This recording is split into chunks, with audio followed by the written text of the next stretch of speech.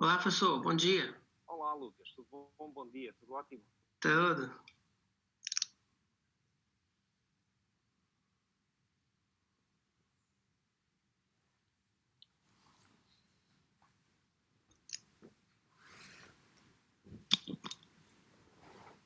Olá, professor Tom, tudo bem? Olá, Topa, bom dia. Aí que estou com um som muito baixo. Aqui ouve-se bem. Já estou a ouvir. Não, é o meu. Eu saí de uma reunião, peço desculpas, já está no ar ou ainda não? Já está. Esteja à vontade, esteja à vontade. Ainda não começou, Topa, estás à vontade. Professor Jorge, bom dia, professor Jorge. Deixem-me só abrir aqui o Word. O professor Jorge está sem áudio.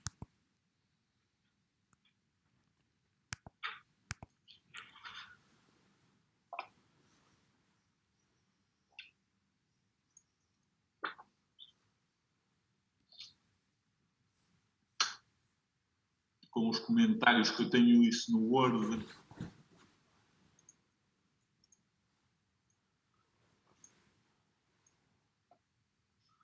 Está? Bom dia a todos, então. É com muito gosto que presido este júri das provas do mestrado em Mecânica de Sólidos e Engenharia Geotécnica do candidato Lucas Mendes Repsold,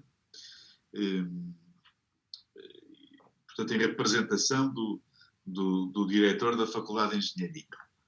O candidato vai apresentar a tese Modelação Numérica de Poços. O trabalho foi orientado pelo professor António Pedro, da Faculdade de Ciência e Tecnologia da Universidade de Coimbra, e co-orientado pelo professor Jorge Almeida e Sousa, também da Universidade de Coimbra. Eu cumprimento os meus colegas, membros do júri, o colega António Topa Gomes da FEUP, que será o arguente da prova, o colega António Pedro, orientador. Cumprimento também a assistência, que vejo que tem alguma expressão, de colegas e amigos do Lucas. E, por fim, mas não menos importante, cumprimento também o Lucas. Felicito o Lucas por chegar a esta fase do seu curso, apresentar, digamos, a sua tese de mestrado.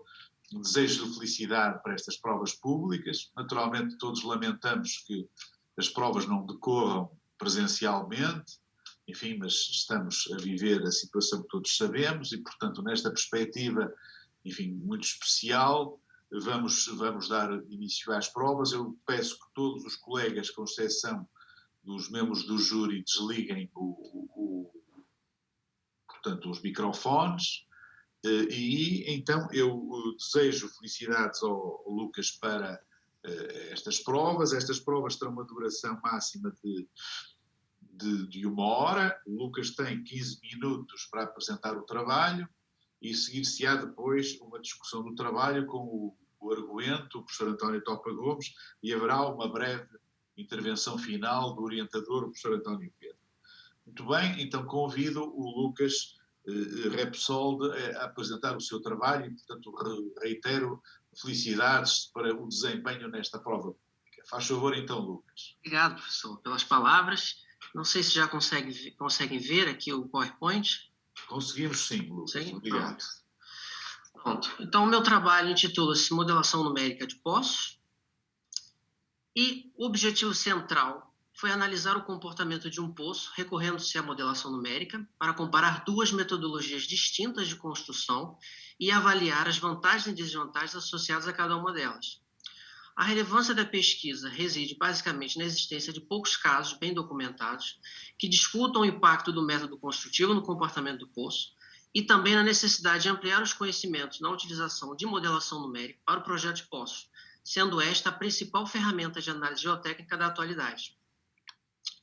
A metodologia consistiu basicamente em realizar uma revisão bibliográfica sobre os principais métodos e técnicas construtivas, seguindo a estudos de caso e apoiando-se mais especificamente em um deles para realizar a análise.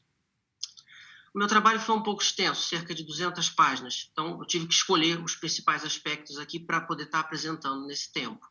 Então, minha apresentação está estruturada basicamente em 6 partes, onde eu apresento uma introdução, enquadrando o que são os poços, uma revisão da bibliografia a respeito da forma da seção, os principais métodos construtivos e técnicas e o estudo de casos. Depois, apresento, na terceira parte, o caso de estudo propriamente dito, que foi um poço de Dublin, a modelação numérica que foi feita e os resultados que foram obtidos, depois concluindo com alguns comentários finais. O que são os poços? Os poços são escavações abertas a partir da superfície que se alongam em profundidade, normalmente possuindo forma circular e que são construídos para dar acesso aos túneis. Para que servem? Basicamente, para abertura de frente de escavações, ventilação e até abrigar reservatórios e estações de metropolitano. Relativamente à revisão da bibliografia, eu destaco que a forma circular apresenta maior eficiência relativamente à retangular. Por quê? Porque ela é capaz de equilibrar pressões de terras, majoritariamente através de esforços de membrana, possui tendência natural de fechamento das juntas, como eu mostro aqui, a forma retangular tende a abrir as juntas, e depende em menor medida de escoramento externo, como podem ver aqui nessa imagem, que na forma circular existem muito menos escoramentos que na forma retangular. Isso conduz naturalmente a um melhor controle dos deslocamentos induzidos pela escavação, associado a menor custos construtivos. Relativamente aos métodos construtivos, existem basicamente dois métodos: o método de escavação suportada e o método de escavação sequencial. A principal distinção que existe entre esses dois métodos é a forma como o suporte é colocado. No caso da escavação suportada, o suporte é instalado integralmente antes do início da escavação do poço. Então, como mostra aqui na figura, existe uma primeira fase de instalação do suporte e uma segunda fase da escavação do interior do poço. Relativamente à escavação sequencial, o suporte é instalado progressivamente com o avanço da frente. Então, numa primeira fase, ocorre a escavação de um nível e depois, numa segunda fase, o suporte desse nível. Na terceira fase, uma escavação do nível imediatamente abaixo e o suporte desse nível até que se atinja a cota da base do poço. Dentro dessas duas metodologias, existe uma série de técnicas, e nesse trabalho eu destaco duas: a escavação suportada com parede de diafragma e a escavação sequencial na vertical. Relativamente à escavação suportada com parede de diafragma, ela consiste basicamente na construção de vários painéis em betão moldado, constituindo uma parede, né? Então, aqui como mostra aqui um equipamento, um clamshell, e aqui a sequência executiva. Escava-se um painel e preenche depois com betão, a armadura, fazem-se vários painéis até construir a parede. Em se tratando de paredes estanques, normalmente não implica no rebaixamento do nível d'água do maciço do exterior ao poço. Relativamente à escavação sequencial, ela consiste basicamente na execução alternada de fases de escavação, instalação do suporte, que normalmente é betão projetado em malha soldada, e aqui embaixo mostro a figura da sequência executiva, aqui a instalação da malha e posteriormente a aplicação do betão, e depois vão se escavando nos patamares mostrados como nas figuras anteriores. Como o suporte é instalado sequencialmente, na presença do nível d'água, o rebaixamento do interior do poço implica naturalmente no rebaixamento de todo o maciço circundante. Eu fiz uma série de estudos de casos, né, onde o foco foi os poços construídos por essas duas metodologias, né, e o objetivo foi basicamente perceber como modelar cada técnica e os principais aspectos a ter em conta. O caso de estudo foi o Poço de Dublin. É um poço que é localizado na Irlanda, né, na capital da Irlanda. Aqui é uma fotografia do poço. Ele foi construído no contexto do Dublin Port Tunnel, né, foi inaugurado em 2006, e possuía a forma circular, cerca de 60 metros de diâmetro e 30 metros de profundidade. E a técnica utilizada foi a escavação suportada com parede de diafragma. Aqui eu apresento um perfil esquemático, né? Aqui a localização do porto, aqui o túnel que foi feito e aqui a localização do poço. O poço foi localizado bem aqui a meio do túnel e foi utilizado para abrir as frentes de escavação desse túnel, né? Desviando aqui todo o trânsito do porto de Dublin direto para as autoestradas para escoar para o resto do país as mercadorias. Apresento alguns aspectos construtivos do poço, né? Aqui a obra ela teve uma duração de cerca de 12 meses, né? Desde a construção da parede de diafragma até o lançamento das máquinas tuneladoras. E algumas imagens. Aqui uma imagem da escavação do poço.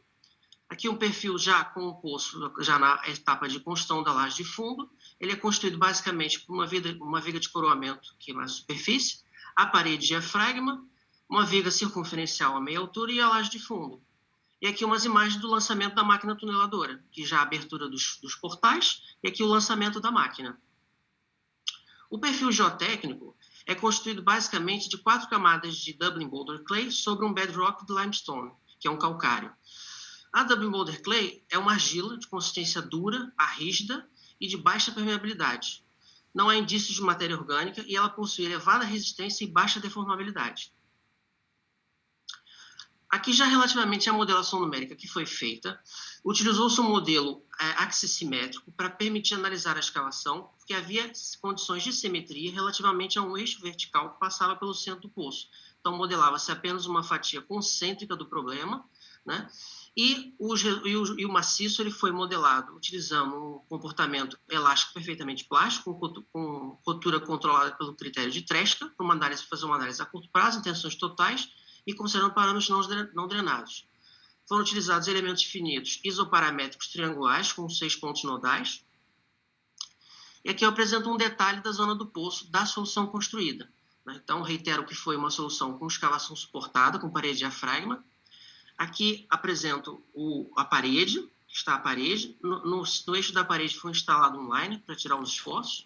Aqui a viga circunferencial, elementos de interface e a laje de fundo, sendo que esta parede possui uma altura de 32,5 metros por uma espessura de 1,5 metro, a viga 2,5 por 2,5, a laje de fundo 1 metro de espessura.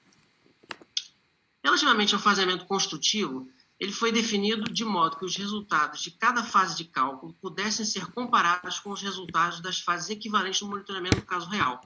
Então, iniciou-se pela definição do estado de tensão inicial, né, com a parede instalada pelo método Wishing in Place, e depois foram feitas sucessivas fases de escavação, né? 5 metros, 11 metros e meio, a instalação da viga, depois 18 metros, 25 metros, 29 metros, até a instalação da laje de fundo. O modelo ele foi calibrado para aproximar o comportamento médio observado em vários inclinômetros que haviam sido instalados aqui nas paredes do poço, né? Nomeadamente para monitorar os deslocamentos horizontais. E a estratégia consistiu basicamente em ajustar os parâmetros do maciço com base nos resultados de vários ensaios, né? Então, aqui foram feitos vários cálculos, né? São essas curvas coloridas, e essas linhazinhas a preto fino são os resultados da instrumentação.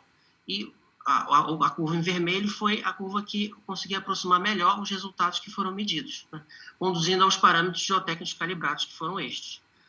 Já que, pelos resultados da calibração do modelo, observou-se que a solução construída era muito robusta e até excessivamente conservadora, que apontava para a possibilidade de aplicação de uma solução alternativa pelo método de escavação sequencial na vertical.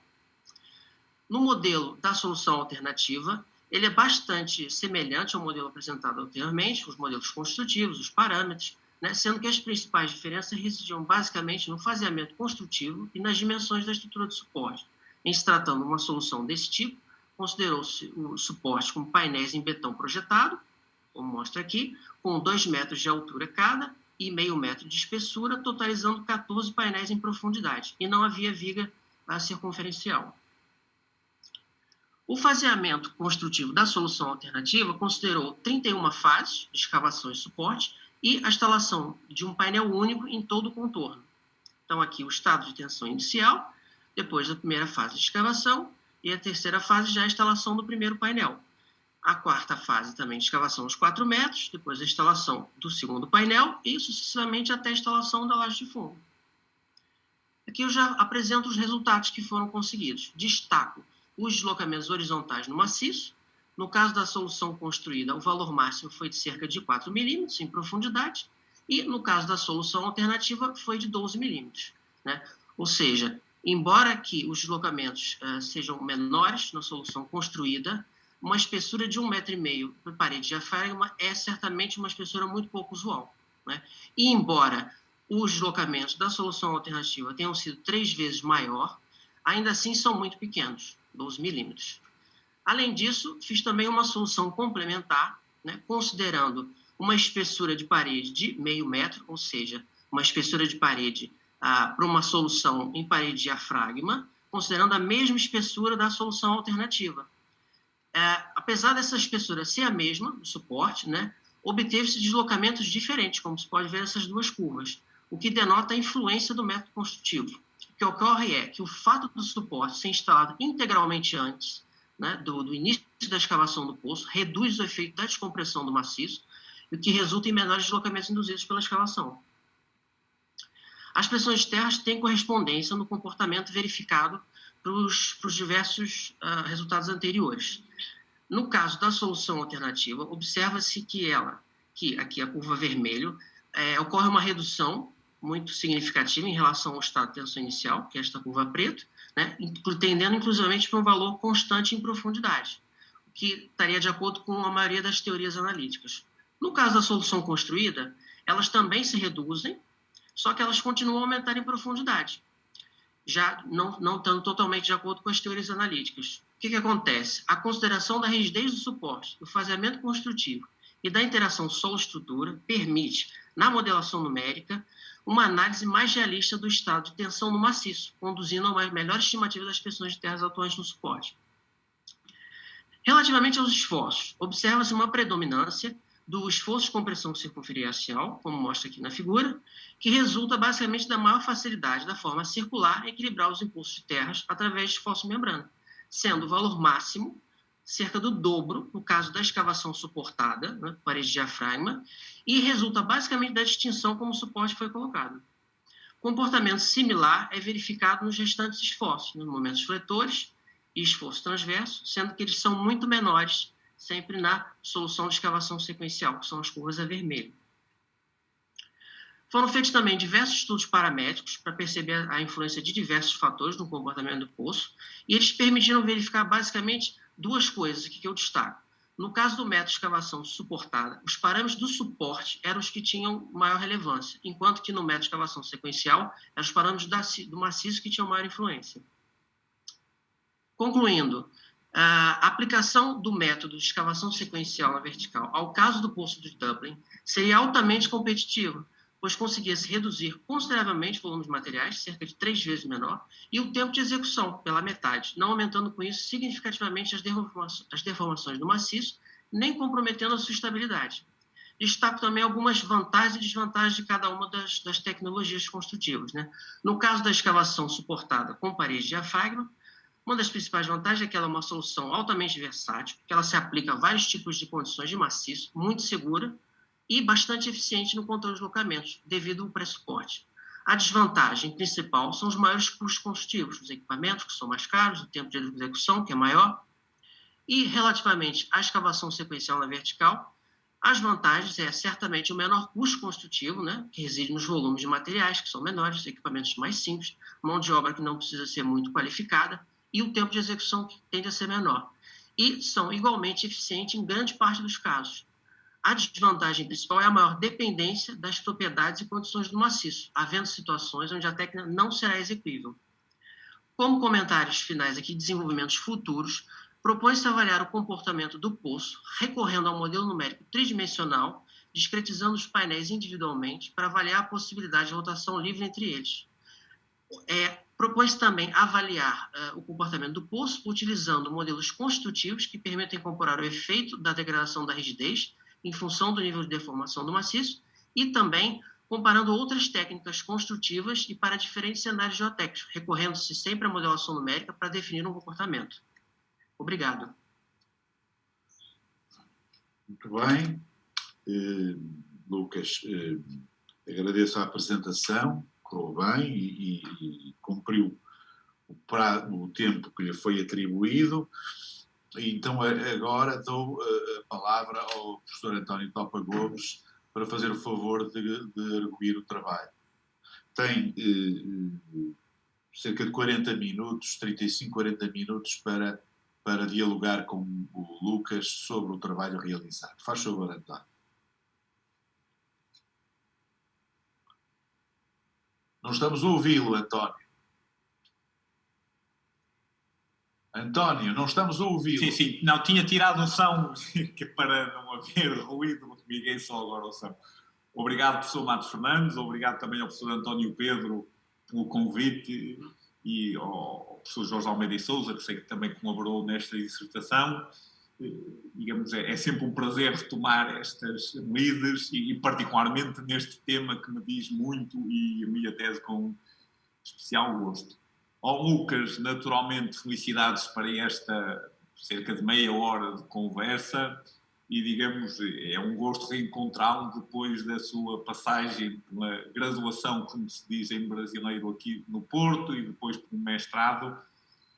E estou certo, até pela qualidade da apresentação e pela qualidade do trabalho, que esta conversa será uma conversa interessante e que nos permitirá, e será uma discussão. Muito bem. Começando por uma apreciação geral do trabalho. Devo dizer que gostei bastante de ler o trabalho, desde logo porque é um tema que me diz muito, e gostava de dar os parabéns ao Lucas por esta primeira questão, que é um aspecto muito positivo, que é, de facto, nós não temos muita tradição de pegar em obras e detalhá-las e constituir conhecimento escrito para o futuro e, portanto, seguramente deu um contributo. Eu trabalho de maneira profissional nesta área e confesso que houve uma série de trabalhos, uma série de artigos, também alguns deles recentemente, fruto da minha menor atividade, que não conhecia e, portanto, só por isso o trabalho valeu a pena.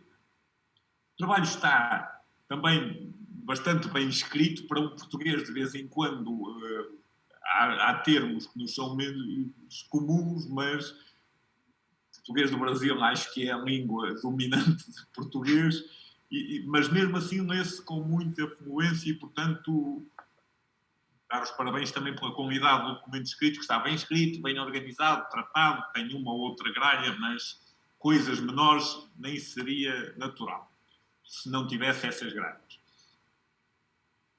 Terceiro aspecto, que é talvez a única crítica que faço ao trabalho. Eu faço uma pergunta ao Lucas desde já, que é: quanto tempo é que o Lucas demorou a desenvolver a tese? Bom,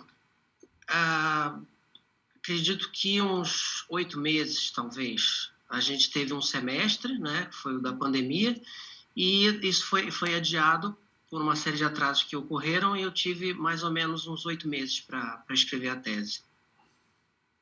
De facto, parece-me que é tempo mais longo que o que é normal e por isso também se explica o porquê de um trabalho mais longo. Eu esperaria um trabalho mais curto e admito que algum deste trabalho, particularmente este dedicado ao capítulo 3 e ao capítulo 4, que imagino que tenha demorado muito tempo e dado muito trabalho a escrever ao Lucas, contribuído seguramente para melhorar o seu conhecimento da matéria, mas se fosse eu teria encurtado isto. Porquê? Porque de facto é conhecimento estabilizado de outros autores e de facto, a não ser a aprendizagem própria do Lucas, não acrescenta muito ao trabalho e naturalmente terá perdido muito tempo nisto. O senhor fala do estudos de referência, né? O capítulo 3. O capítulo 3, particularmente nos postos que não estão. O capítulo 4, naturalmente, depois é importante na medida em que serve para o trabalho do Lucas. Embora haja algumas coisas também do capítulo 4 que eu admito que poderia ter cortado. Portanto, estas discussões muito de detalhes sobre, por exemplo, a evolução do modo de decidez, os ensaios, o que se fazia, depois o Lucas acabou por transcrever os estudos sem usar especificamente isso. Não é? Porque depois usou os parâmetros que apareciam de dados.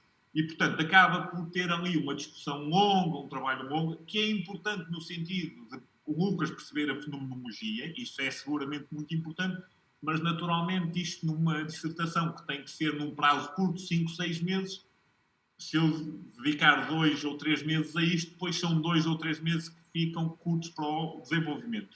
E, portanto, eu diria que se fosse a organizar o trabalho, talvez fosse a crítica mais forte que fizesse, mas daria naturalmente a oportunidade ao Lucas para se defender desta crítica. Professor, eu concordo. Eu acho que o trabalho ficou um pouco extenso. E, na realidade, eu havia me programado para um semestre e depois, como houve toda essa dificuldade da pandemia e os prazos foram estendidos, eu investi mais tempo em desenvolver um pouco mais esses capítulos. Então, na verdade, grande parte dos capítulos já tinham sido formuladas e depois eu fui complementando para deixar mais claro o que foi feito e detalhar o máximo possível, justamente também por conta de ter mais tempo. Uma vez que eu tive mais tempo, eu acreditei que eu deveria apresentar, ou teria por obrigação apresentar alguma coisa mais completa. Então, foi um pouco nesse sentido que talvez eu tenha me alongado nas análises. Relativamente ao capítulo 3, que foram os estudos de caso, como existem muito poucos casos na bibliografia bem detalhados, eu procurei pegar os artigos e sintetizar, né, as informações que eu achei mais relevantes para embasar o tema da modelação numérica. E relativamente aos parâmetros e toda essa questão, também foi mais numa questão de tentar enquadrar o melhor possível aquilo que estava sendo feito. Mas concordo que sim, talvez tenha ficado um pouco extenso para uma dissertação dos padrões de Portugal, né? Que no Brasil as dissertações, por norma, são feitas em um ano. Então, eu também fiquei sempre um pouco com essa questão na cabeça. Eu não tenho dúvidas que isso lhe foi muito útil, porque depois a discussão e a generalidade da discussão bebe muito dessa aprendizagem que fez. E, portanto, isso terá sido útil. Muito bem. Eu começaria, então, eu vou fazer uma discussão, porque muitas das questões já eu poderia fazer uma discussão indo página a página, comentário a comentário, e eu se calhar até me vou correr dos 4 ou 5 assuntos que teria mais importantes, quase que pedirei ajuda ao Lucas se projeta normalmente um slide ou 2, porque podem servir de base, mas antes de irmos a isto, só 2 coisas. Na página 25, quando o Lucas apresenta estes modelos de ruptura, parece-me uma discussão muito interessante. Não sei se já lá chegou ou se não. Sim, já está aqui. Só quer que partilhe a tela? Sim. É a figura 26. Só um bocadinho. Página 25, figura 26. Já aparece? Sim. Esta discussão parece muito interessante, embora a abordagem disto teria que ser necessariamente distinta. Porquê? Porque como os poços são circulares, isto significa que não é o comprimento, a área da superfície de ruptura é incomparavelmente maior que a área de superfície de ruptura visível aqui em modo plano. Ou seja, se eu olhar, por exemplo, para esta figura V, se eu fizesse o integral desta linha, o integral da área circular é incomparavelmente maior que o integral da linha. Porque isto vai alargando o raio e, portanto, esta discussão reconheço que não é uma discussão fácil. O princípio parece-me bem, mas a discussão em si seria complexa. Confesso que não a conheço e acho que seria interessante ter uma reflexão quanto a isso. Sendo que, à medida que isto vai alargando, provavelmente isto até faria com que as superfícies de ruptura aqui tendessem a ser mais curtas, mais próximas da parede por causa da menor dimensão. Não sei se o Lucas pensou alguma coisa sobre isto, se não... O senhor está falando... Pronto, isso aqui é no caso do método de escavação sequencial, né? Genericamente para os poços, estas superfícies. Pronto. A ideia aqui, na verdade, essa parte ela foi incluída porque numa fase final eu quis avaliar o fator de segurança para dar um número para isto.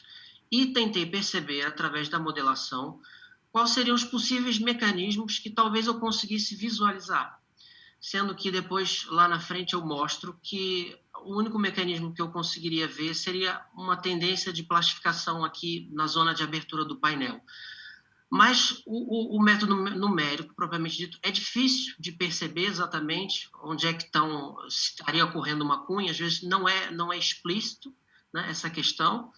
E essa discussão basicamente foi mostrar o que eu tentei visualizar, mas que na prática não consegui, através do método numérico, chegar a, como não seria um método de equilíbrio limite, a uma cunha bem definida ou alguma coisa do gênero.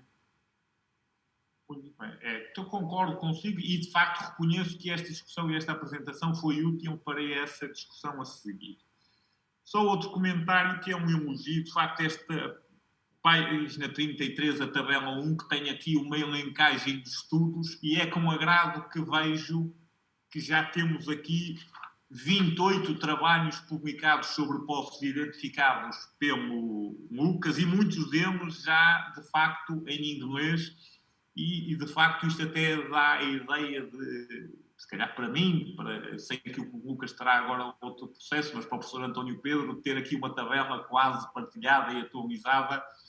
Reconheço que gostei muito de ver este trabalho e esta lista grande de valores. Como grande parte da tese foi sobre o poço de Dublin, eu se calhar pedia agora ao Lucas se projetava o slide 4.4 e ia seguir agora uma discussão assim um bocadinho confusa, mas... 4.4, professor? A página? Não, slide. Da sua apresentação. Eu posso pegar aqui na figura, mas para discutirmos 2 ou 3 coisas que estão um bocadinho espalhadas com a tese, mas que seria importante discutirmos. O slide? Dos slides da sua apresentação, Lucas. Certo. Qual deles? 4.4. Ok. 4.4. Deixe-me só dizer um aspecto que me faltou. Algumas das figuras têm legendas muito pequenas e dificilmente legíveis. Tenho aqui, por exemplo, a tabela 13, a figura 53, 62, uma figura que o poço parece elíptico e é circular. Portanto, há aqui algum trabalho de umas correções de figuras também que era importante. Eu depois posso-lhe passar este documento. Eu estou falando desse aqui, por exemplo? Seria isso? Por exemplo? Eu não consigo ler esses números. Pronto. Existe um problema que esses documentos foram retirados de artigos e nos próprios artigos já está muito difícil de ler. Eu tentei colocar aqui com a maior qualidade possível, mas, de fato, eu não consegui melhorar isso. Se o senhor reparar, todas as figuras da dissertação, inclusive foi até uma coisa que eu comentei com o professor Antônio Pedro, eu tento sempre colocar as figuras o maior possível para facilitar as legendas, mas realmente existem figuras que foram tiradas de artigos e que eu não consigo melhorar essa qualidade. Então, acabou que ficou o melhor conseguido. Mas pronto, se eu apontar quais foram, eu vou tentar ainda ver se ainda há alguma melhora. Uma outra que se possa melhorar. Pois. Muito bem. Se pudesse então projetar o slide 4.4 na sua apresentação. Começando aqui numa primeira discussão, que é o seguinte. Ponto número 1 é... A pergunta número 1 relativamente a isto é... Nós estamos a falar de um poço com 32 metros de profundidade, com os movimentos medidos pelos inclinómetros, certo? E que estamos a falar de movimentos de 2, 3, 4 milímetros, certo? Certo. Ora, isto está muito aquém da precisão dos próprios inclinómetros. E eu sei que estes resultados estão publicados e são de outros autores e diversos autores, mas a primeira pergunta que eu faço é até que ponto eu posso confiar na precisão destas medições, desta instrumentação. Isto tinha alguma confirmação depois com convergências, com algo topográfico? Não sei se tem ideia disso, se não, Lucas. Tenho. Esse trabalho ele foi baseado num artigo, né, nos resultados de um artigo que data de 2003, salvo erro, e que também existem republicações e comentários acerca disso em outras teses, como, por exemplo, da Schwann, de 2014, ela também discute isso e apresenta os mesmos resultados.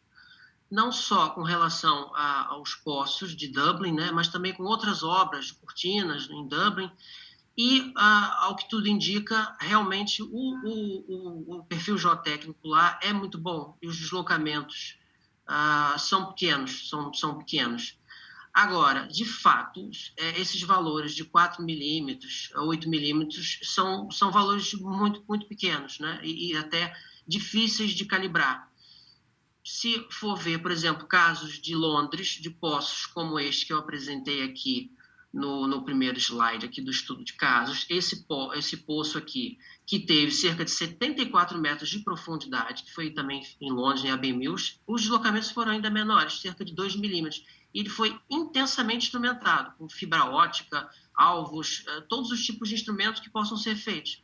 E a parede dele, inclusive, era menor, era uma parede bem menos espessa, e num perfil geotécnico, de certa forma, parecido com o de Dublin, né, que são as argilas de Londres, e realmente os deslocamentos foram muito pequenos, fazendo uma ressalva que esses deslocamentos que eu estou tratando no trabalho são deslocamentos induzidos pela escavação, né, do poço, não pelo processo construtivo, que já existe uma parcela aqui, quando se constrói a parede, que de fato pode até ser maior do que esses deslocamentos induzidos pela escavação.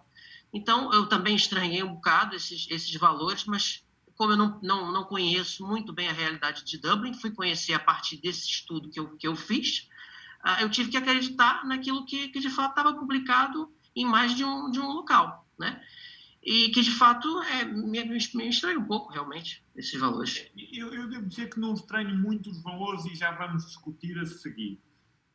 Acho que, digamos, o meu comentário vai neste sentido. Estas obras, e com esta grandeza de movimentos, provavelmente obriga-nos a repensar a nossa estratégia de monitorização. Porque se o inclinómetro era o processo clássico de obter deformações em profundidade, como estamos a falar de valores tão pequenos, isto provavelmente obriga-nos a recorrer a outros métodos, não sei se questões de fibra óptica, instrumentação de precisão topográfica, convergências, correndo o risco disto de ter apenas parte das leituras após a deformação, porque senão corremos o risco de trabalhar com valores cujo erro é da ordem da grandeza do próprio valor medido e, portanto, naturalmente, isso é um problema. Pois, a outra questão que me intrigou e que não vi cabalmente respondida na abordagem é esta. Olhando para este inclinómetro a preto mais carregado, que tem deslocamentos de 9 milímetros, esse mesmo, apesar de um dos cálculos, o cálculo 1, chegar à mesma magnitude de deformações, a forma das deformações não tem nada a ver com aquilo que aparece. E, portanto, qual foi o critério verdadeiramente adotado para encontrar uma curva? Ou seja, foi o valor máximo ou tentativa de aproximar a forma? Foi o médio, pelo seguinte, foram cerca de, salvo ver, foram 20, acho que 10 inclinômetros, uma coisa do gênero, né? E o único que apresentou esse deslocamento aqui foi este. Então, de fato, eu considerei os limites extremos, né, para ter uma referência, mas o comportamento médio deles tenderam todos para esse comportamento que aqui está, né, tendendo aqui para um 4 milímetros constante em profundidade para a fase final de escavação. Então, e por conta também do processo de calibração, né, eu mostrei na tese que a primeira tentativa eu usei os mesmos parâmetros do autor do artigo que apresentava esses resultados, e o valor e a curva era muito parecida.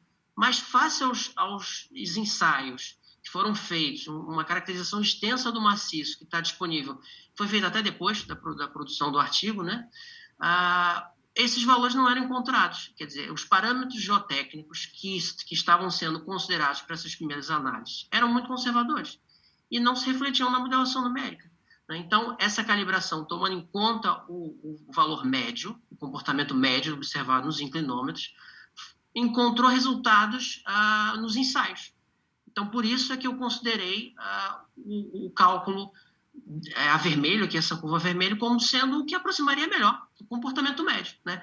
Como eu mostrei aqui na figura dos aspectos construtivos, aqui o poço, existe uma série de assimetrias de carregamento, né? Como só de mostrar aqui essa rampa, né? A escavação, quando foi feita, a gente não consegue saber que inclinômetros estão declarados ali na curva, isso foi tudo no artigo está tudo a preto, não dá para saber que inclinômetro está onde, né? Então, é razoável que existam deslocamentos diferentes, né? Não há, apesar do modelo ser assimétrico, as condições serem aparentemente assimétricas, existe uma série de assimetrias associadas aqui ao processo construtivo e que se refletem naturalmente nos inclinômetros. Então, o comportamento médio me pareceu a maneira mais razoável de aproximar, e uma vez que estavam embasados nos resultados dos ensaios. Acho que foi basicamente isso que eu fiz aqui. E, portanto, aceito essa opção, mas, de qualquer das formas, há aqui uma grande diferença de comportamento. É que não há movimentos em qualquer modelo à superfície, e eles são sempre muito próximos de zero, e os resultados dos inclinómetros mostram um valor constante em profundidade. Pois. Eu devo dizer que nos primeiros cálculos que fiz para a estação de Salgueiros isto aconteceu exatamente, e, portanto, o movimento ser maior à superfície, claramente maior também aconteceu, e aqui volta a acontecer isso, apesar dos valores pequenos.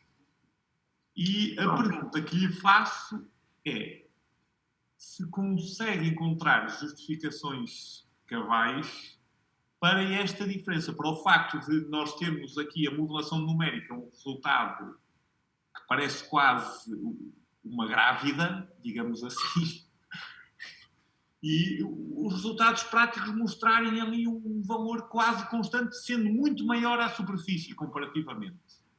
Pronto, relativamente a isso, eu encontrei duas explicações. A primeira, durante o processo construtivo, que eu encontrei num artigo, eu até mostro aqui numa figura, existe essa questão da construção da viga de cobertura. Está escrito no artigo que essa viga de cobertura ela foi construída, foi finalizada, já tendo sido iniciada a escavação do poço. Ou seja, esse elemento que é para travar a cabeça dos painéis, aparentemente foi instalado tardiamente. Então, talvez os painéis tenham tido uma movimentação relativa entre eles nas primeiras fases de escavação, que é justamente isso que mostra na instrumentação. As primeiras fases de escavação mostra esses deslocamentos à superfície que são anômalos, né? E, por conta disso, o comportamento... Deixa-me só desmentir uma coisa, mas esse deslocamento não é relativo porque aparentemente todos eles têm o mesmo movimento. Tirando aqueles dois extremos, há um inclinómetro que não tem nada e outro inclinómetro que tem 9 milímetros. Todos eles têm movimentos muito semelhantes e, portanto, o ser relativo não parece ser compatível com essa explicação. Eu não diria relativo, eu diria que eles se movimentam como uma cortina autoportante, né? Como se por acaso a viga de fato não tivesse sido concluída, dando rigidez suficiente na cabeça, é natural que eles tivessem esse movimento de parede de cortina autoportante. E, além disso, o próprio autor, no artigo, discute a questão da tensão circunferencial, que ela tende a aumentar, né, com o avanço da escavação. Então, nas primeiras fases, ali pode ter algum problema de junta entre painéis e, por também a tensão circunferencial ser baixa, não ter atrito suficiente para eles aderirem, né, e ter uma rigidez num comportamento com uma estrutura única, mas sim como painéis individuais que estariam se deslocando como uma cortina. É, de fato, uma questão estranha, que só poderia ser avaliada num modelo tridimensional, né? Tentar avaliar isso, que foi uma dos desenvolvimentos futuros que eu apontei. Mas, de fato, é difícil de explicar. E esse tipo de movimento é um movimento anômalo, né? Como foi no caso da Salgueiros, que o senhor disse... Qual foi? O senhor chegou a alguma conclusão a respeito disso? Eu ia comentar 2 ou 3 coisas relativamente a isso. No caso concreto,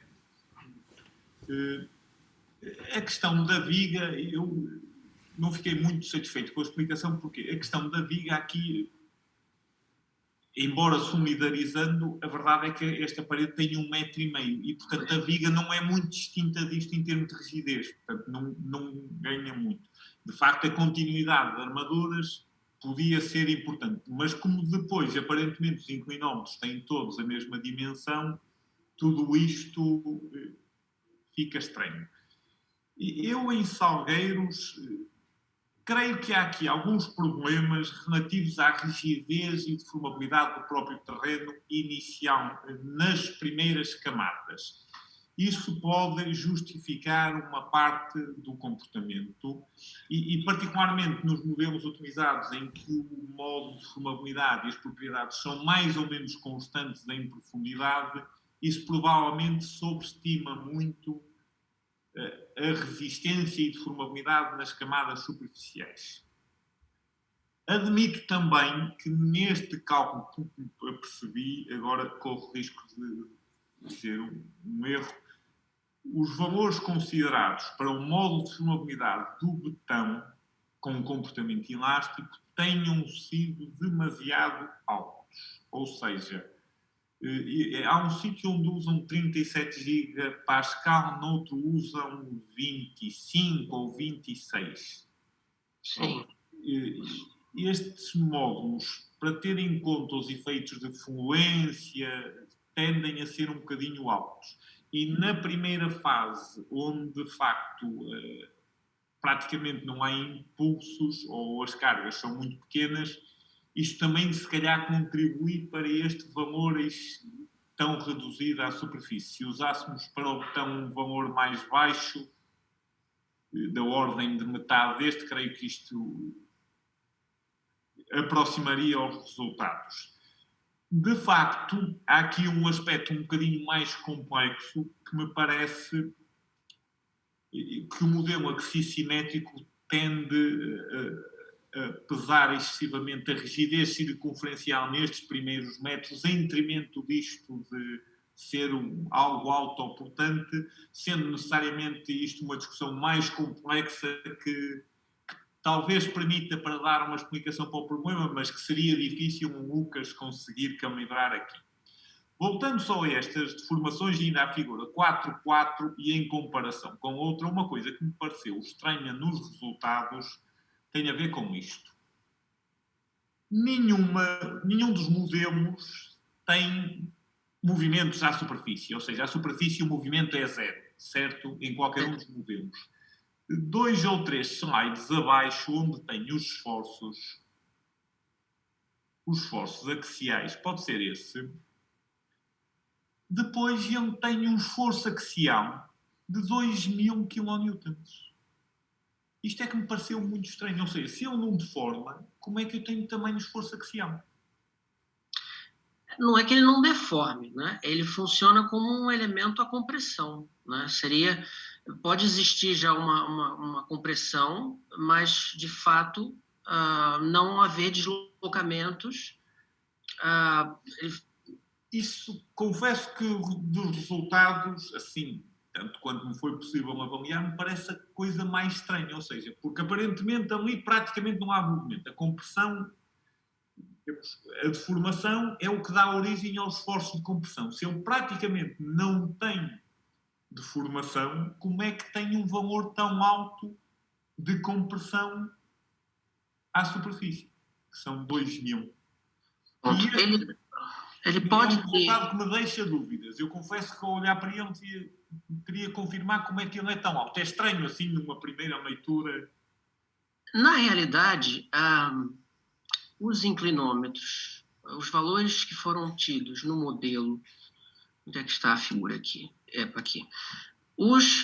Esses valores aqui em cima, a superfície, na verdade, eles não são exatamente zero. Eles podem ser 1 milímetro ou mais 1 milímetro, porque os inclinômetros foram tomados como... Mas isso são resultados do modelo numérico. Sim, certo. Ambos. E, portanto, agora estamos a comparar com o modelo numérico e os esforços do modelo numérico deviam estar em consonância com os resultados das deformações do modelo numérico. Aqui já não estamos a falar dos inclinómetros. Aproximei o modelo numérico da maneira que entendi conveniente. Certo. Não, o que eu quis dizer é o seguinte, os inclinômetros eles foram zerados na base. Então, pode ser que haja, sim, algum deslocamento aqui em cima, 1 milímetro para mais, 1 milímetro para menos, porque eu estava tirando deslocamentos relativos a partir do modelo. Então, embora os esforços aqui mostrem alguma coisa e aqui mostre zero, na realidade pode ter, sim, algum movimento aqui em cima, muito pequeno, 1 milímetro ou mais 1 milímetro, não é exatamente zero. né? Então, existe aqui, quando se escava, uma transferência de pressões de terra em esforços de compressão circunferencial, mas que aqui não mostram exatamente por conta disso, porque os inclinômetros foram zerados no modelo na base. Então, acredito que seja por isso que talvez esteja estranhando isso, mas esforço tem que haver, não é? Porque se as pressões de terras foram suportadas pela seção, Sim, tem que mas haver se não há alguma coisa. deformação, isto é muito proporcional. Pronto, Há pode ser. deformação. Se não há deformação, acho que ainda, confesso que não percebo muito bem estes esforços. Acho que ainda mereceria uma reflexão um bocadinho mais cuidada sobre isso. Certo. Você é bom a rebater e nós estamos aqui, quase não fiz perguntas nenhumas e estou-me a aproximar perigosamente do fim do meu tempo. Eu há aqui duas perguntas quase metodológicas que iria fazer antes de avançar. A primeira é a seguinte. Voltando ainda ao poço de Dublin, eu devo dizer que há aqui uma coisa impressionante, que é as obras que se fizeram no metro do Porto, comparado com o que se faz aqui, isto teve um arrojo que eu acho que deixava qualquer engenheiro britânico sem conseguir dormir. Porque estamos ali a falar de questões que não são comparáveis. Ou seja, o Lucas conseguiu fazer uma série de estudos paramétricos que demonstravam que era possível fazer a obra com 1/3 dos materiais, sem as paredes moldadas. E, portanto, a pergunta que fazia a primeira era: foram as pessoas do metro do Porto e de Brasil e São Paulo que foram excessivamente arrojados, ou foi este dimensionamento que foi excessivamente conservador? Olha, professor, eu tive também essa questão quando eu comecei o trabalho, por estranhar uma parede dessa espessura num material aparentemente tão bom. E algumas explicações que eu encontrei foram, basicamente, a existência de alguns acidentes naquela altura, na Inglaterra, com poços NATM, poços não, túneis, eu acho, foram túneis NATM na altura, e havia, no concurso, né, foi feito até a possibilidade de se escavar os túneis com NATM, mas por conta dessa data recente dos acidentes que haviam ocorrido na altura, por medo, eles optaram a fazer escavação com tuneladora e paredes moldadas, né, que seguramente acabam colocando muito menos dúvidas no processo construtivo e dimensionamento. Então, de fato, acredito que foi uma mais-valia dos brasileiros e dos portugueses, terem sido mais arrojados nisso. É óbvio que a escavação sequencial tem uma dependência muito maior dos parâmetros do maciço, então exige uma caracterização muito mais detalhada, um monitoramento geotécnico muito mais preciso, né, muito mais bem elaborado, e para que se haja segurança, né? E como houve lá no caso do Marquês, por exemplo, que a uma determinada altura começaram a disparar os deslocamentos e teve que ter uma solução, que foram as injeções, né, para segurar e dar tranquilidade. Agora, ali não, uma parede dessa espessura, qualquer um dorme tranquilo, não é? Acho que é um bocado disso. E ainda tem uma outra questão, a questão dos assentamentos. Parece que em Dublin existe, já uns estudos recentes, que existem alguns problemas de assentamentos em determinados depósitos, e ainda havia dúvidas com relação a isso, não é? Então, como o método sequencial é um método que exige o rebaixamento do nível d'água em todo o maciço circundante do poço, essa questão lá foi colocada um pouco em causa, né? E a escavação sequencial, embora tenha sido feita também o rebaixamento, nesse caso, uma questão também de segurança, acredito que isso tenha influenciado de alguma forma. Muito bem. Só está, de facto, a terminar o meu tempo 2 ou 3 notas. A questão, uma nota é: eu, se calhar, tinha poupado alguns estudos paramétricos. Ou seja, a partir do momento que o Lucas faz um estudo em que diz: eu posso escavar isto tudo sem suporte, depois, de facto, todos aqueles estudos onde eu tenho 1,5 metro, chego a ter uma parede mais com 2 metros, acho que não vão alterar significativamente as conclusões quando este cálculo 3 do tipo de suporte permite fazer isto sem suporte e, portanto, isto significa que a solução está, de facto, muito sobredimensionada. ainda relativamente a isso, eu confesso que não percebi porque é que se optou por esta viga, a não ser mesmo a questão de, na eventualidade dos painéis estarem desalinhados, criar aqui um elemento de uniformização em profundidade, mas que podia ter sido verificado durante o processo construtivo. Porque aquilo estava a deformar tão pouco e a comportar-se tão bem, porque é que se fez a viga? Pois, de fato, também foi uma questão que me intrigou. Aqui na parte de concepção, há uma discussão aqui das primeiras opções que foram feitas e as primeiras ainda foram mais brutais do que isso, né? Paredes muito mais espessas, paredes de 2 metros, laje de fundo de 2 metros, uma parede de forro, né? Depois, analisado 2 vigas com uma parede de forro, e até que chegaram à conclusão de que, não, 1,5 metro eu acho que é o suficiente e deixa só uma viga. Também realmente foi um bocado assim... Deixe-me dizer isso que no seu texto, a própria descrição disto é assim um bocadinho pouco abonatória para a equipa projetista, porque tão depressa um tipo passa de uma parede de 2 metros para uma parede para 1 metro de vigas e parece assim uma coisa quase sem engenharia por trás e, portanto, é um aspecto crítico. Só uma sugestão que acho que é importante. Quase não tenho tempo de fazer perguntas sobre a modulação como poço, que eu acho muito importante na modulação como poço e nestes casos não fazer-se apenas a questão da verificação dos esforços, mas a verificação também das tensões instaladas no betão. E eu fiz, há ali um caso, não vou andar à procura aqui, há ali um caso onde o esforço corresponde a uma tensão média no betão de 15 megapascal ou algo do género. E, portanto, isto obrigaria a verificar as tensões instaladas no betão, porque podem ser excessivas. Certo. Eu acho estranho, professor, esse valor. Na verdade, eu tive conta disso, não, acho que eu não mencionei no texto, mas eu tenho aqui uma figura, não sei onde é que ela está, que ela mostra justamente os esforços de compressão, acho que são essas. Pronto. O esforço de compressão aqui no betão, aqui no caso da solução construída, chega aqui, não chega a 6 MPa, né? No caso da solução construída. Não, isso acho que não vale a pena estarmos aqui agora à procura. Você, por exemplo, tem na página 155 referência a 7 MPa. Isso, exato. 7 MPa e aqui no caso... Mas há ali um cálculo que se você dividir o esforço máximo com a espessura do betão, ele vai chegar a um valor que eu acho que é de 14. Talvez nos estudos paramétricos, não é? Nos estudos paramétricos. Nisso eu não tive atenção a essa questão. Isso foi mais para ver o impacto, porque de fato, por exemplo, uma parede com espessura de 0,25 não é razoável, não é? É muito difícil no caso da escavação com parede de diafragma. Então, eu não tive atenção, né, nesse aspecto para isso, porque não foi o objetivo, de fato.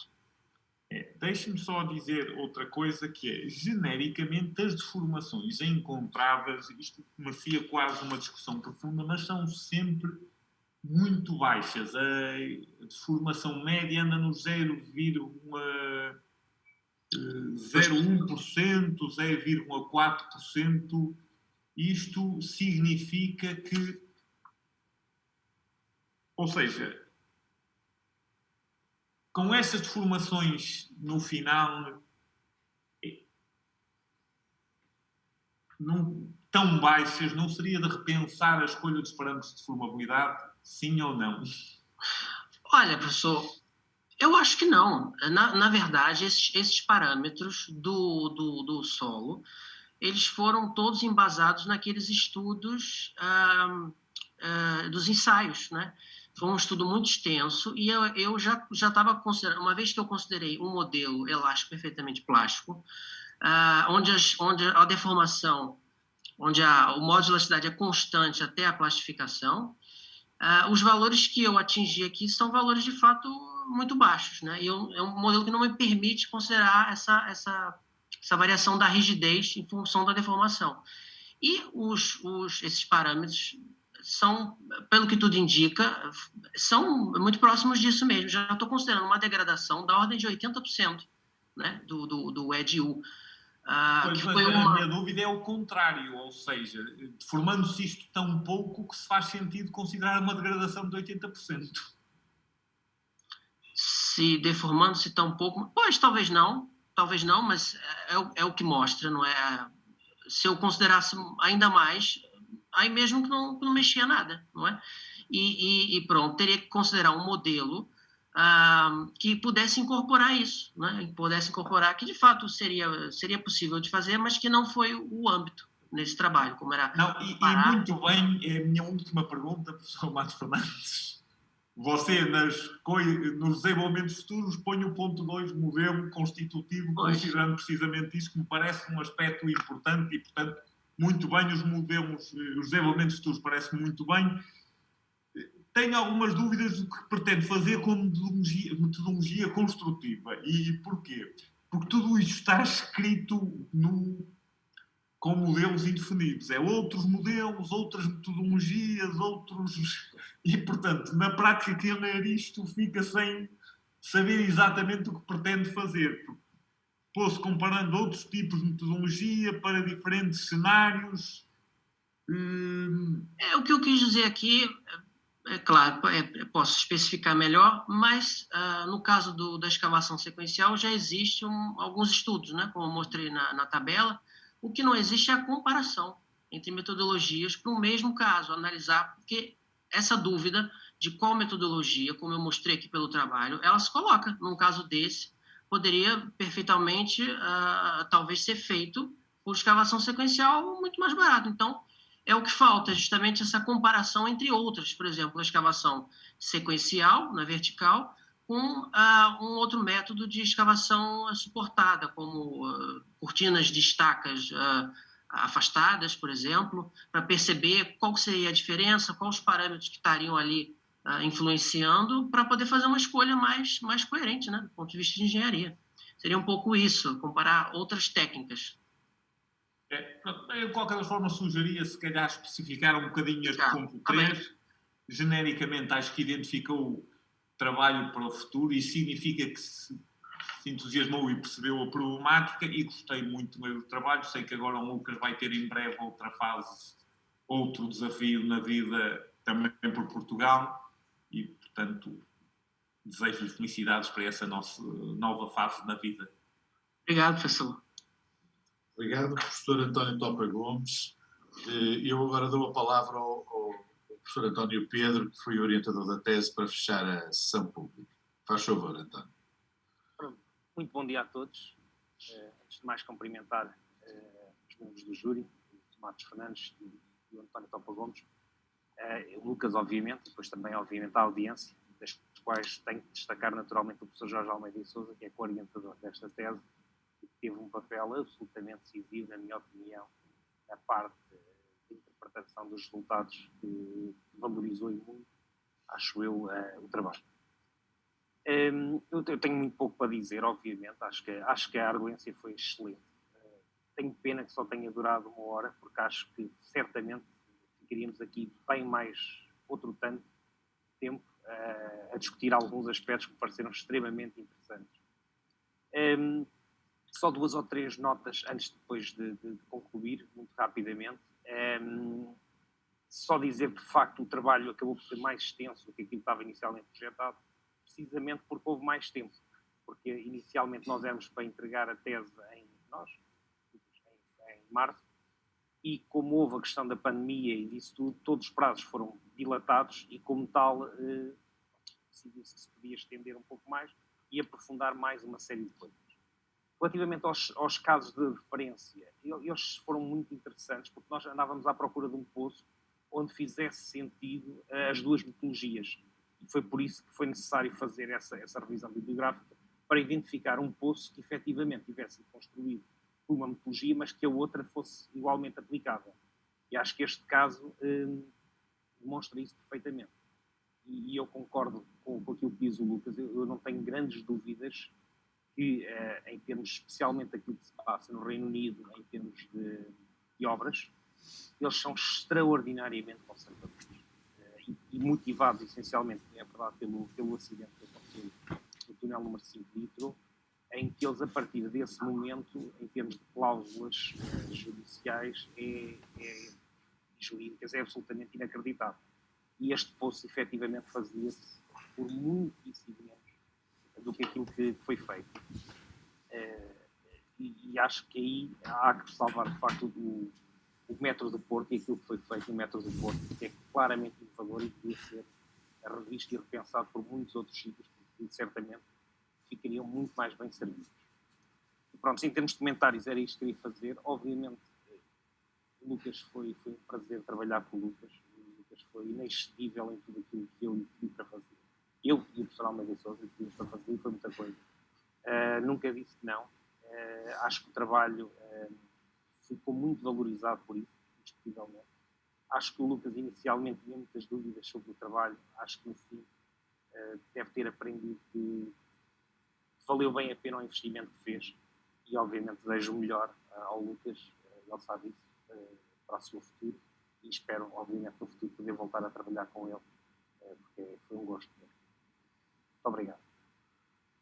Muito obrigado. Portanto, está encerrada a prova pública e portanto, agora o júri vai reunir. Ora bem, temos aqui uma situação nova em relação a isso.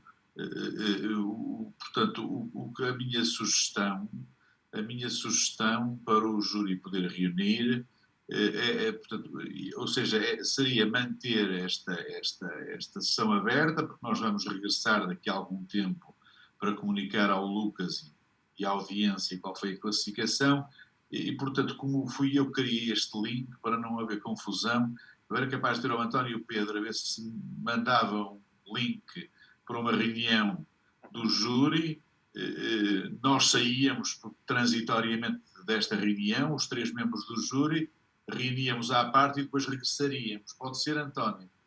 Pode. Eu vou já enviar para o vosso. Eu participei no outro dia num júri de doutoramento, o António topa e eu, mas as coisas foram preparadas de outra maneira e não foram preparadas por nós, era pelo staff da Universidade de Lisboa, de maneira que faz favor, então.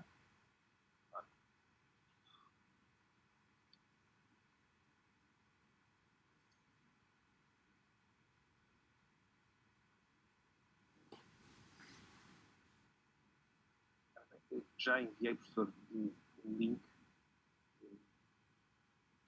Vou também então sair da reunião, depois já voltarei cá.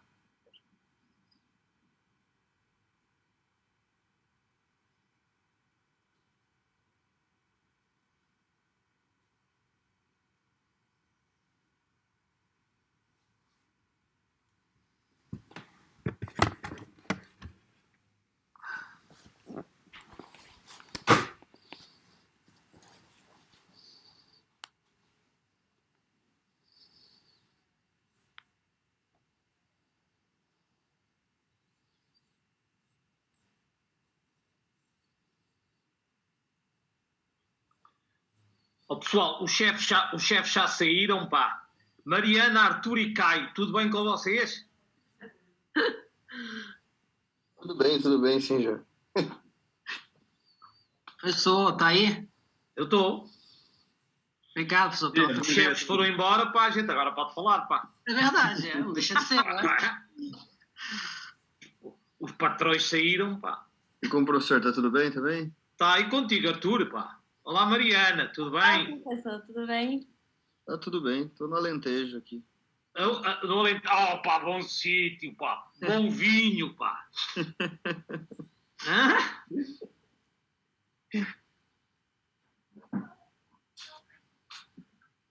Olá, Caio. Bom dia, professor, tudo bom? Tudo bem? Tudo bom, né? Tu estás a fazer o quê, Caio? Estás a fazer tese? Eu estou fazendo a tese, estou em Coimbra hoje. Em Coimbra? Então Eu estás estou quase morar aqui aqui, perto. estou morar aqui agora, professor. Agora eu moro aqui, mas eu não fico aqui. Dia de semana eu estou trabalhando lá em Mafra, em Malveira. Estás? Aí eu vim só porque eu estou enrolado na tese aqui. Essa semana eu estou aqui para escrever, mas eu estou em Mafra, em Malveira. Tu estás a ser orientado por quem? Eu estou pelo Viana da Fonseca. Pelo Taviana? E aí eu tenho que entregar agora já e estou para finalizar também. Pronto, ótimo. E na Malveira estás a trabalhar em quê? Uma ferrovia que está construindo na linha do Oeste. Está desmontando a ferrovia e Está bem. pronto, estou lá. E a Mariana, está a fazer? Estou a finalizar a tese, professor. Tu estás com quem, Mariana? Com a Cristiana. Estás com a Cristiana? Mas com parte experimental ou fizeste ensaios ou como é que é? Não, eu não fiz ensaios. Na verdade, é uma análise de dados de ensaios que já foram feitos já na sei. ADES, em Lisboa. Houve um aluno, já sei, houve aqui um aluno que teve para pegar nessa tese e depois desistiu. Ele acabou, um aluno do ano anterior ao teu que esteve para fazer isso. Sabes quem foi, Artur? Foi o Henrique. Foi o Henrique, sim. Mas o Henrique acabou por não... Já não estou com ele há muito tempo, mas acabou por não fazer nada, pá. Aliás, do ano do Artur, do ano do Artur, foi o único... Tenho a impressão que foi o único que não fez. Que acabou por não fazer. Porque o Rodrigo está a fazer e está a acabar também, pá. Sim, eu falei com ele. E ainda não acabou... Epá, mas ele tem um trabalho magnífico, mas ainda não acabou. Foi o David Camacho. O David, sim. Eu falei com eles esses dias. Pá. Eu falei com eles esses dias, no grupo lá que nós temos. Não. Ele está a acabar também agora, pá. Ô, professor, como que tá tendo as aulas lá em Coimbra? Como que tá? As aulas, acabaram agora, não é? Agora estamos a fazer os exames. Não. Epá, mas este ano foi muito mal, com tudo à distância, pá. Poucos alunos, pá, e dedicaram-se pouco, pá. Foi todo mundo no Brasil, né? Todo mundo último ano de aulas, pá. Foi o meu último ano de aulas, pá, mas custou-me um bocado, pá. Nomeadamente este segundo semestre, a cadeira projeto de túneis custou-me muito, pá. O pessoal, faltava muito, pá. O pessoal estava pouco dedicado. Aliás, eu acabei a matéria de serviço. Eu acho que foram os horários também, né? Porque muitos estavam no Brasil e depois pediram aulas. Eles tinham cadeiras às 5 da manhã do Brasil, pá. 6 da manhã, pá. Mas a pedido deles, pá. Mas depois faltavam, pá. Portanto, não foi... Aliás, eu dei as notas ontem à noite, pá. E dos 6 alunos, só 2 é que fizeram a cadeira, para já, pá. Portanto, pá, não foi famoso, pá. Esta coisa tem que ser repensada. Quer dizer, outro ano à distância, pá, é muito difícil, pá. Não... É duro. Epá, o ano passado, por exemplo, quando do curso do vosso curso, epá, tiveram pelo menos semestre e meio, pá. E depois foi uma situação de remendo, pá, é uma coisa. Agora, desde setembro, pá, até maio, até junho, pá, sempre à distância, epá, eu digo com toda a franqueza, eu vi um dos alunos, ele faltava muito, e quando vinha, eu nunca ligava à câmara. Pá, eu vi o aluno 2, 3 vezes durante o ano inteiro, pá. Pá, não... E para acabar, foi a minha última cadeira, pá. É chato, né? Custou um bocado, pá. Mas pronto, é assim, pá. Agora outras coisas onde aparecer. Olha, eu estou agora tenho que fazer um parecer ao Lucas para a linha rosa, pá. Ah, é? É. Poxa, que bom, professor. O construtor, pá, o consórcio, pá, pediu-me parecer, pá. Estou a fazer agora o orçamento, pá. Pediu-me parecer sobre o projeto, pá. E tem lá uns poços também destes, pá. Sim, mas poços com 12 metros de diâmetro, pá. Que vão servir de ventilação e de acesso à construção de uma estação. Uma estação ali ao pé do Hospital de Santo António. É constituída por 2 cavernas, o mezanino e o cais, que são perpendiculares. E para o acesso à construção das 2 cavernas, há esses 2 poços, pá, que são exatamente como aquilo que tu estudaste, o RATN, pá. Pronto. Que bom. A linha rosa é no Porto? A linha rosa é a linha que vai ligar, vai fechar, liga a Casa da Música até São Bento. Eu conheci um pessoal que fez as... Ali pela zona da Boa Vista, passa pela Boa Vista, Praça da Galiza, Hospital Santo António, Clérigos, e depois desce à Praça da Liberdade. Pá. Já começou as obras ali, já. Pelo menos dos edifícios ali onde para abrir o espaço, para entrar os postos. É capaz, pá, não sei, pelo menos trabalho já porque o levantamento patrimonial já foi feito, pá, não é? Uhum. Pronto. E o que pediram foi para analisar alguns aspectos do projeto, pá. Enfim, é isso que vou fazer agora, pá. Eu tenho que passar em Coimbra para buscar minha tese. Tem que marcar, professor, tem que marcar um almoço aí no Zé Manuel dos Ossos aqui, ó, e... Opa, eu agora já estou vacinado, pai, agora já estou... Eu ainda não, ainda tenho que vacinar. Eu já fui, a segunda dose já levei há mês e meio, pá. Foi no princípio de maio que eu dei a segunda dose, pá. É a vantagem de um gajo ser velho. A vantagem de um gajo ser velho é essa, pá. Não, tem que marcar todo mundo, vir para Coimbra aqui. Por exemplo, a minha mulher ainda só levou uma dose, pá. A vantagem é ser mais nova. Aliás, mas o meu filho mais velho leva já, pá, leva já no próximo sábado, pá. Elas já estão e a minha segunda filha tem 37 anos, já fez o agendamento. Portanto, a coisa está a descer, pá. Daqui a um mês tenho os meus 4 filhos vacinados, pá, também. Portanto, e agora muito pessoal tem levado, o pessoal de 50 anos tem levado aquela vacina que é só uma dose.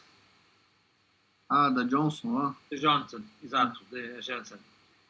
E os homens com menos de 50 anos também têm levado alguns, pá. As mulheres não, pá, porque acho que os problemas têm-se posto com mulheres com menos de 50 anos. Portanto, os poucos problemas que existiram. Eles não têm. Ora bem, opa.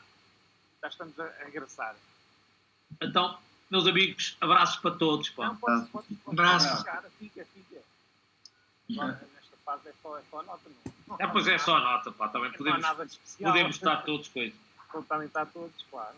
Eu até tenho aqui a nota escrita, pá, mas não posso dizer, pá, porque não sou eu que tenho, não sou eu que vou dizer, não tenho voto na matéria, mas eu tenho aqui a nota escrita. Depois posso confirmar se bate certo ou não bate. O professor Almeida de Sousa não pode fazer comentários. Nada, nenhum. Opa, já foi nada. Isto não é o Totó, Bom dia a todos novamente. Então o júri reuniu e é com muito gosto que posso comunicar que o Lucas Repsol foi aprovado e foi atribuído por unanimidade a classificação de 18 valores. Pronto, os meus parabéns. Obrigado. Lucas, gostamos muito de o ter connosco, primeiro, enfim, como aluno da graduação, e depois, enfim, é bom sinal ele ter regressado à FEUP, porque é sinal que gostou realmente do que viu na graduação, e ficamos muito honrados e muito agradados com a sua prestação, quer na parte escolar, quer nesta tese, de facto muito boa, e também, devo dizer, excelente prestação, um excelente desempenho durante a hora da prova pública, quer na apresentação, quer na maturidade que revelou no diálogo com o arguente. Os nossos calorosos parabéns ao Lucas, com desejos de muitas felicidades, e parabéns também portanto, aos orientadores, o António Pedro e Jorge Almeida e Sousa, e um agradecimento também ao António Topa Gomes, que me ajudou a que a prova fosse uma prova rica, ao arguir de uma forma muito brilhante também a prova. Parabéns, Lucas, um grande abraço, felicidades para si, para a sua vida profissional, sei que vai começar em breve, numa empresa boa, e, portanto, os meus parabéns também por isso. Obrigado, professor. Só queria agradecer, primeiro, aos meus orientadores, professor Antônio Pedro, professor Jorge, sempre com 100% de disponibilidade a qualquer horário do dia para esclarecer todas as questões. E também agradecer ao professor Topa, gosto muito do professor Topa, já desde lá fiz mecânica de solos com o professor Topa, as aulas práticas, e consigo, professor Matos Fernandes, que seus livros andam debaixo dos meus braços para onde eu vou. Carrego eles, estão sempre comigo, e foi também muito por isso, pelas aulas que eu tive cá na FEU, porque eu tive essa vontade de voltar, e ter conhecido também os professores de Coimbra aqui no mestrado, só tenho a agradecer, foi uma experiência ótima, e mesmo na situação da pandemia, os professores todos conseguiram dar uma solução, o semestre não teve nenhum atraso, foi tudo, correu muito bem, só tenho elogios a fazer e dizer que gostei muito e agradecer, sinceramente, por tudo. Obrigado. Muito bem, pronto. Aproveito também para mandar um abraço aos colegas do Lucas, que estou vendo aí, alguns com a câmara desligada, outros com a câmara ligada, mas a Mariana, o Caio, o Bob Boy, tudo bem, e os outros colegas, a Tainá também. Pronto, um abraço a Tainá, um abraço para todos, com muita saúde, e, portanto, esta prova pública está encerrada. Felicidades para todos, então. Um abraço, Lucas, também, e felicidades também para ti. Foi um gosto ver-te. Deus, então, a todos. Tudo bom para vocês. Tudo bom. Deus, obrigado. Deus, um abraço.